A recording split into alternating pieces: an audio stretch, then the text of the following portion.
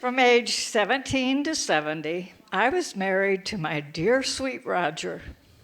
He was enlisting, and so we got married before he left, and I stayed in our small town of Centralia to finish high school. Well, growing up in a strict religious household, this was the most innocent and traditional way to begin my adult life. Of course, I hid it from my parents when I started flirting at 8th grade. I was a cheerleader, and I had my eye on the star basketball player. But we were not allowed to date. We were not allowed to do many things. No music, no dancing, not even playing cards. It was our parents' belief that playing cards was the gateway to gambling. Well, right after high school, I was put on my very first plane ride to Southern California to be with Roger, who was in the Army. We spent a few months together in our apartment in Santa Barbara, and then his company was activated and sent to Fort Lewis, Washington. He was packed to go, and I was heading back to Illinois to wait for him. We enjoyed one last night together, and I remember thinking Roger was in quite good form.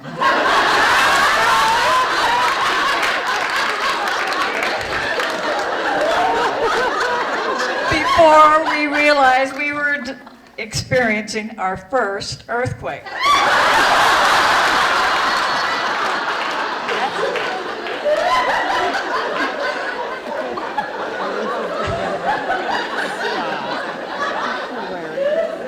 After driving across the country with some family friends and settling back home, I found out I was expecting our first child. I gave credit to that earthquake.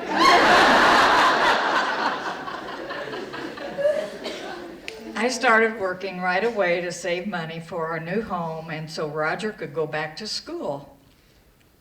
And when he returned, we found him a job teaching at a school in Danville with a salary of $3,200 a year. Remember, that was 1954, and we rented a 3-bedroom home for our family for a whopping $20 a month. We welcomed our children, Roger, Douglas, Kevin, and Angela. And in order to stay home with my kids and make ends meet, I started watching other children in my home. And I loved it. It was no surprise I found my life's work as a preschool teacher. My children were my pride and joy, and it was truly wonderful watching them each grow to find their true passions in life. Now, I remember vividly in June of 1987, we were sitting in a restaurant having dinner, and we were so very happy. And we raised our glass to celebrate how happy we were. Roger Douglas had a great job in New York City after spending 7 years as a roadie with REO Speedwagon Band. And our dear Angela was studying to be a music teacher and expecting our first grandchild. Well, Kevin's musical talent took him all the way to Broadway. He starred in shows like Cats, he was Old Deuteronomy, My Fair Lady, and a workshop Sunday in the Park with George. We enjoyed many trips to New York to see Kevin perform, and it was like a dream come true. He had just taken over the role of Jean Valjean in Les Mis, and we had gone out to see him Father's Day weekend.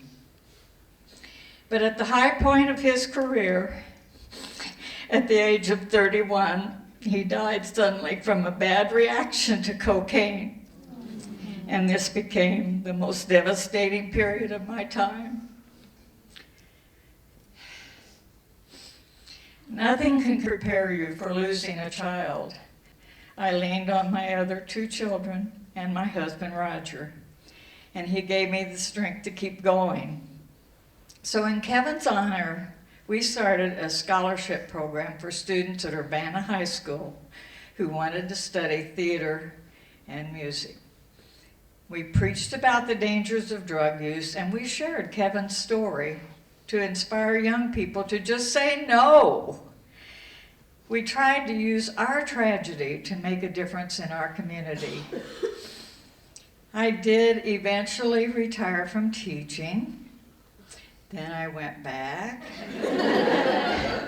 Then I retired again and went back again. Now I've retired from teaching preschool 5 separate times. And even though I just turned 90 years old a few months ago,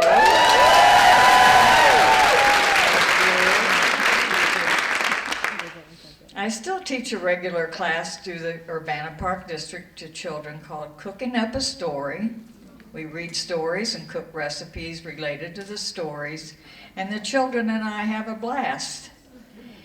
My dear Roger passed away in 2004, and I was alone for the first time in my adult life. It was lonely, and I found myself throwing an occasional pity party. But I found ways to fill my time with joy. My granddaughter would bring over her university friends on Sunday nights to do their laundry, and I would cook dinner, and it became a weekly tradition with a house full of music and laughter and theater games. So fun. And after I'd been widowed for 10 years, my daughter tried to convince me to get back out there. What? Get back out where? I was 80 years old. Until one night, she sort of ambushed me. She called me and told me to meet her at Cranard Uncorked. And even though I was tired from a long day of teaching, I somehow managed to put on my shoes and go. And she sneakily introduced me to a gentleman. Well, I sort of liked him. He was sweet on me, so we gave it a go. And within a month, he proposed, and within 3 months, we had a commitment ceremony. Okay, listen, when you're my age, you don't have time to mess around.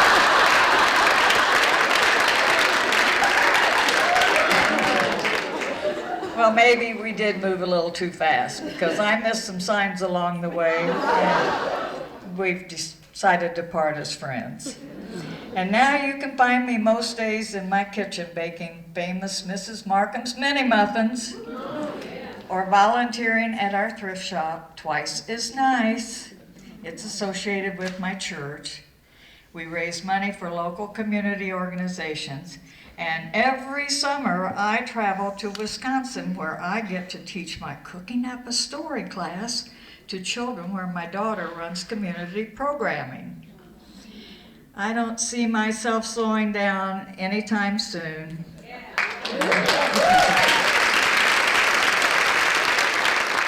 The kids keep me young, and I just love working at our thrift store. And as for going on any more dates, I'm only 90, so I'm keeping my options open. Keeping on, burn out rather than rust out.